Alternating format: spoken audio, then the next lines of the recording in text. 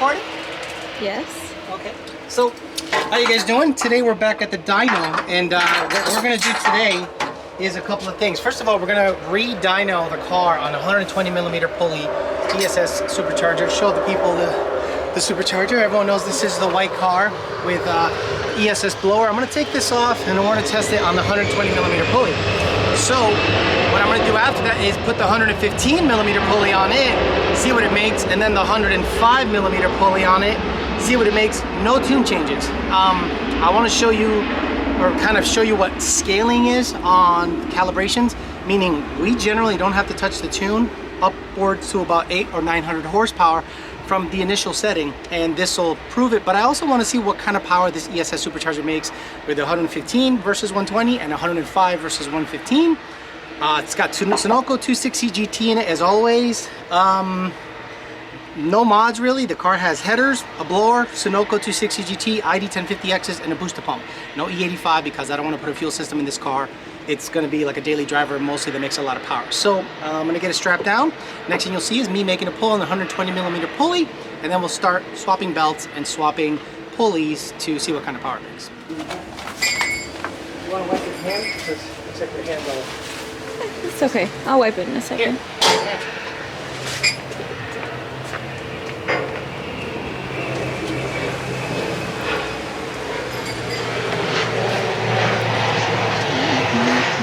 See how it's already getting dark and it's 3:30? Yeah, I can see the moon.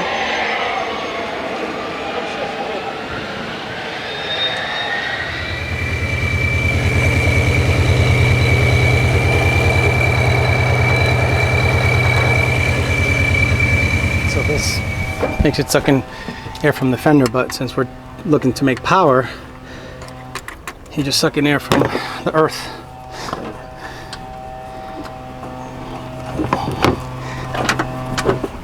Excuse me, young lady. I mean, a camera person. There you go. Like, I really highly encourage customers not to run this open because stuff can get sucked in. So I wouldn't run this open all the time. I would run it open only if you've absolutely made sure that nothing's gonna get sucked in. A lot of people drive around all the time and it sucks in wire, it sucks in everything. So I really highly encourage you not to run it open. All right, traction control. Got to get the dyno software running, and then we'll make a pull.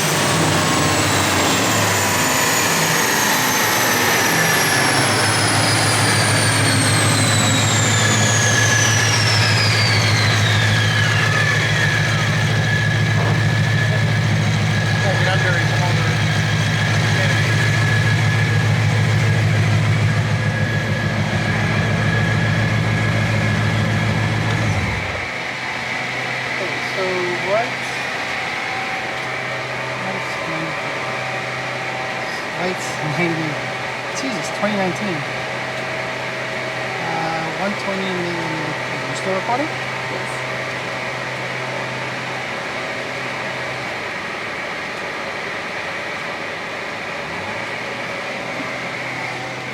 I don't know what happened. We got 739 739 horsepower, 547 pound-feet of torque. So what I think happened is this.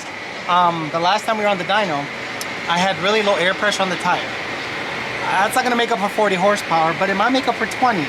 Also, what I did was I added 1.5 degrees and I desensitized the knock sensor a little bit. So I wanted to re-baseline the car today just to make sure that we see a difference. So our first hit is 739 horsepower, 547 torque. This thing makes more horsepower. This thing makes 160 plus more horsepower than the Corvette, or 140 more than the Corvette, and just under 50 torque less. So now we're going to put the 115 millimeter pulley on. I'm not going to do another hit because it was clean, it was good. The data log looked really good. I just took a peek at the end gauge. So let's change the pulley and do another hit. Okay. So Brevin from ESS sent me a 110 millimeter pulley and belt. We're going to go ahead and swap those out. I don't know how much more boost it makes. I'm not recording boost. I'm literally just looking at air load and data logging fuel pressure. So we know that fuel pressure was fine with the 120. We'll see. I thought I had a 115, but I guess it's a 110. So I'm going to go a 110 pull and then a 105. So pulley, belt change. Let's see what it does.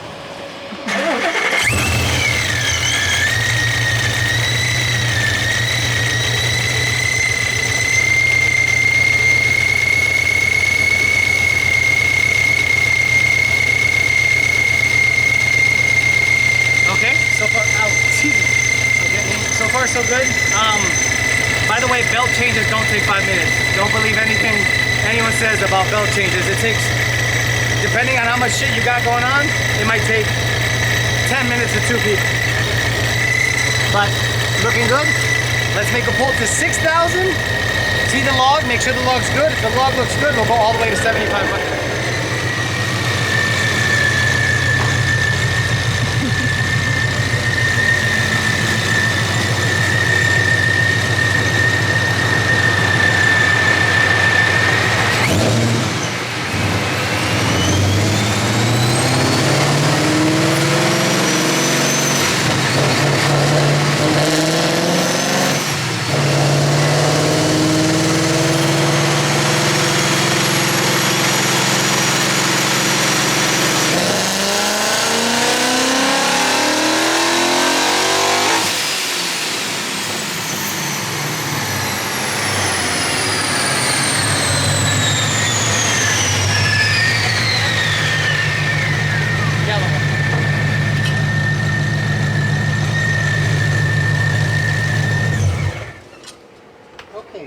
Wow, okay, very cool. So you'll see right away. Can you see that? Okay, does it look okay? So 739 was the last run, and I stopped the pull at 66,000, actually 5,800, but the blue line is way above. You see right here the difference in 646. It's almost up 50 horsepower, actually. Yeah, close to 50 horsepower right there, and torque we're up already over 50 here. It's actually now 44 pounds of torque up, and we're up. So this is probably going to make over 800 wheel on this. But before I do anything, I want to make sure it's got enough fuel system. So I'm going to go ahead and check the log, and if the log looks good, we'll go all the way to 7,500.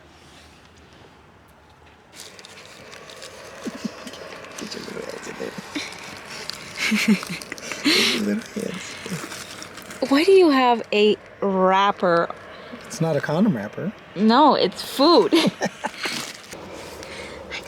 Thank you. Thank you very much. Thank you.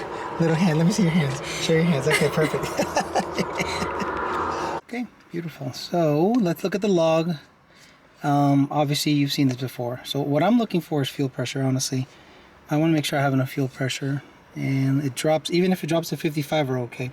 Okay, looks like we got plenty of fuel because it's to 70. Let me zoom in.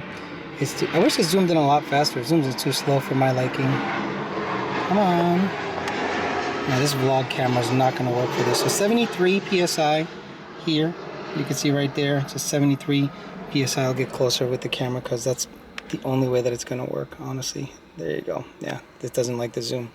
So we got plenty of fuel pressure. So we're going to make a 7,500 RPM pull. What kind of timing are we seeing? Saftot. Spark, actually, this one's called Spark. 21. So we are about 21 degrees. We're going to be slammed to 21. Again, the tune did not change from the 120 millimeter pulley. So I'm going to go ahead and make a pull right now. So if you want to walk over and record it, go to 7,500 and see what it's like.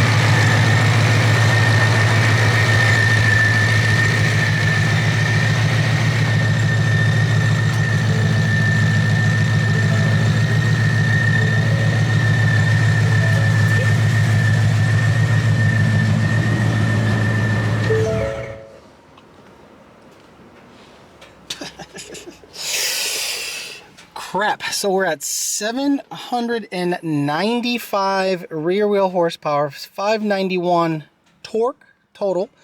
Let's look at the difference between, let's move the blue one out of the way because the blue one is the one that was at 6,000 RPM hit. Close selected. Okay, 120 millimeter pulley versus 110 millimeter pulley. We're getting a difference of about almost 46 horsepower, actually 44 horsepower right here at 5,800 RPM.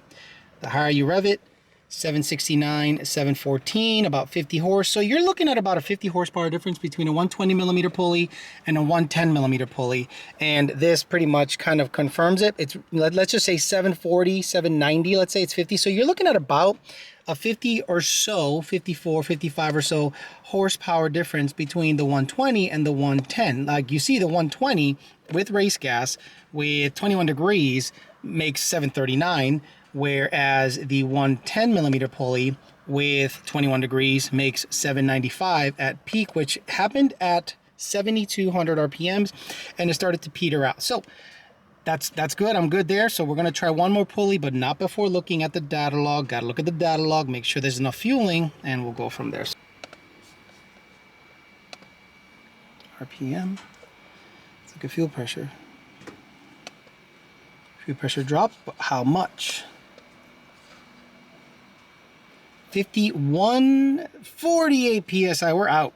We are officially out of fuel pump, so it's not a good idea to go ahead and make another watt pull because we are at 48 psi, and that's on a freewheeling dyno. It's not pushing its own weight. So you and I both know that this guy is gonna absolutely starve for fuel if I go on the street and make a hit. Now, how do you remedy that? I was gonna put the 105 millimeter pulley on, but it's not a smart thing to do. But at least we got really good data with the 110 versus the 120. The 120 made 739, 739, 590, actually 739, 547 torque. The 110 millimeter pulley ended up making 795, 591. Stupid. It's ZR1 torque. Let's just be honest there. And the torque band is pretty nice. Like when you look at how the torque comes in, it is pretty gosh darn flat. Not flat in terms of bang bang, but it's a progressive thing. It doesn't peak and then grenade. It seems to carry pretty darn good through the middle there, all the way from you're having a over 500 torque from 4,500 RPMs. And if you know coyotes straight get it. So you're going from 531. Let's just see where 500 starts happening. It's 500. Okay, from 4,000 RPMs here, at 4,000 RPMs, this thing is already making 500 wheel torque. Okay, it's already making 500 wheel torque. And then as we climb in RPM, let's go to 5,000. See, it stays way over 500 all the way, and even at 7,500, we're well over 500, even on the 120 millimeter pulley. The 120 millimeter pulley seems to be at over 500, over, let's say 4,500 RPMs is where the 120 millimeter pulley starts to make 500 torque. So to be on the safe side, I'm gonna go ahead and call it quits there. Now, technically, I could make a hit to about 70, actually 7,500 saw 50 psi. I'm not gonna play Russian roulette with my car, okay? Let's just call it 800, because let's be honest, this is super stout numbers for a car with a absolutely bone stock fuel pump and a booster pump. This car has a bone stock 2019 fuel pump with a booster pump, fuel pump voltage booster, whatever you want to call it. And we made 795 rear wheel horsepower on a centrifugal supercharger 110 millimeter. Now, obviously, gonna need more fuel system if I want to get after it, but as of now, it's not a smart idea to make more pulls. Okay, let's wrap everything up. Let me unload it off the dyno. We'll wrap up the video. And the only time I can see this thing having a smaller than 110 millimeter pulley is with a better fuel system. So probably have to save up for that. So let me get this off the dyno and we'll wrap it up. Is it solid blue? Okay, so let's wrap this up. Okay, so what I wanted to test out today more than anything was, can you run the same tune and have boost go up without having to make changes to the calibration? Well, today we proved it.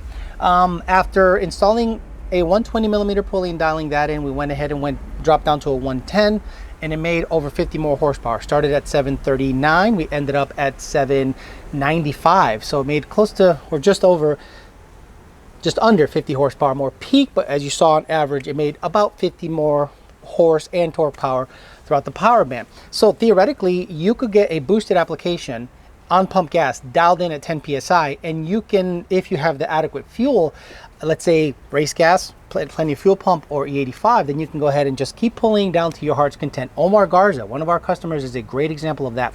He started with E85, 10 psi, and from 10 to 18 psi, we didn't have to touch the tune, and the car went from making 700 horsepower to just under 930 or so rear wheel horsepower. So today was a good test. The ESS superchargers, the G3X, makes plenty of horsepower, enough to blow your car up. I always tell people anything over 850 or so rear wheel horsepower, that's when the engine can kind of do whatever at any point, any coyote, but it probably can make up to 1,000, and I've seen some few engines make about 1,000 without much changes. So what were the differences today than the last time where it made 680 or so? Well, number one, the hood is up.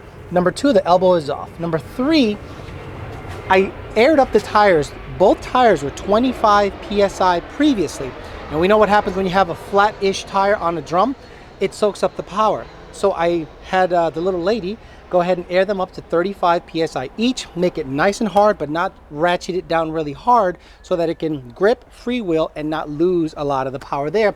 Also, I desensitized the knock sensor because I felt like the knock sensors were interfering falsely. False knock is what we call it. I think the supercharger makes a little bit of noise when you're spinning it really high, but at the end of the day, I think it's something that's not a factor because we have race gas, and that's why I went and got race gas. So let's wrap it up in a nice little package.